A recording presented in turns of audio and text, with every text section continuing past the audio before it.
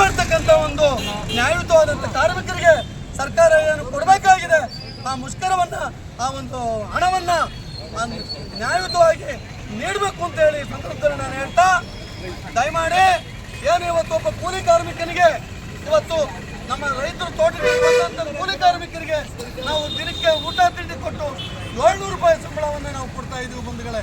ದಯಮಾಡಿ ಅವರಿಗೆ ಕೊಡ್ತಕ್ಕಂಥ 500-600 ರೂಪಾಯಿ ಸಂಬಳ ಇವತ್ತು ಸಾಮಾನ್ಯ ಒಬ್ಬ ಈ ಏನು ಸಭಾಯಿ ಕೆಲಸ ಮಾಡೋದು ಕೂಡ ಇಲ್ಲ. ದಯಮಾಡಿ ಇವತ್ತು ಒಂದು ಕಾರನ್ನು ನಮ್ಮ ರೈತ ಸಂಘ ನಾಯಕರು ಹೇಳಿದ್ರು, ಇವತ್ತು ನಾವೇನಾದ್ರೂ ನಮ್ಮ ಕಾರ್ ಡ್ರೈವಿಂಗ್ ಮಾಡ್ಕೊಂಡು ಬೆಂಗಳೂರಿಗೆ ಹೋಗ್ಬಿಟ್ಟು 5 ಗಂಟೆ 6 ಗಂಟೆ ವಾಪಸ್ ಬರೋಕ್ಕೆ ಮಿನಿಮಮ್ 1,500-2,000 ನಾವು ಕೊಡ್ತಾ ಇದ್ದೀವಿ.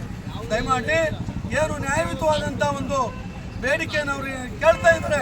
ಈ ಸರ್ಕಾರ ಆ ಎಸ್ಮಾ ಕಾಯ್ದೆಯನ್ನು ವಾಪಸ್ ತಗೊಂಡು ನಮ್ಮ ಏನು ಕರ್ನಾಟಕ ರಾಜ್ಯದ ಎಲ್ಲ ನಮ್ಮ ಒಕ್ಕೂಟ ಸಂಘಟನೆಗಳು ನಾವಿಲ್ಲಿ ಇವತ್ತು ಭ್ರಷ್ಟಾಚಾರ ವಿರೋಧಿ ಆಂದೋಲನ ವೇದಿಕೆ, ಬೆಂಗಳೂರು ಹೋರಾಟ ಸಮಿತಿ, ರಾಜ್ಯ ರೈತ ಸಂಘ, CITU, ಕಾರ್ಮಿಕ ಸಂಘ ಸಂಘಟನೆಗಳು ಎಲ್ಲವೂ ಕೂಡ AICTU ಎಲ್ಲವೂ ಕೂಡ ನಾವು ಈ ಕಾರ್ಮಿಕರ ಹಿತದೃಷ್ಟಿಯಿಂದ ಹೋರಾಟ ಮಾಡ್ತಾ ಇದ್ದೀವಿ.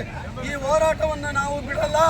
ಅವರಿಗೆ ನ್ಯಾಯಯುತವಾದಂಥ ಏನು ರಕ್ಷಣೆ ಆಗಬೇಕಾಗಿದೆ, ಅವು ಪರಿಷ್ಕರಣೆ ಆಗಬೇಕಾಗಿದೆ, ಬೆಲೆ ಸಿಗೋವರೆಗೂ ನಾವು ಬಿಡಲ್ಲ ಅಂತಕ್ಕಂಥ ಮಾತನ್ನು ಈ ಸಂದರ್ಭದಲ್ಲಿ ಹೇಳಿ, ಇಡೀ ನಮ್ಮ ಹೋರಾಟ ಅವ್ರ ಪರವಾಗಿ ಸದಾ ಸಿದ್ಧರಿರ್ತಕ್ಕಂಥ ಮಾತನ್ನು ಈ ಸಂದರ್ಭದಲ್ಲಿ ಹೇಳಿ ನನ್ನ ಈ ಮಾತನ್ನು ಮುಗಿಸ್ತೇನೆ. ಧನ್ಯವಾದಗಳು.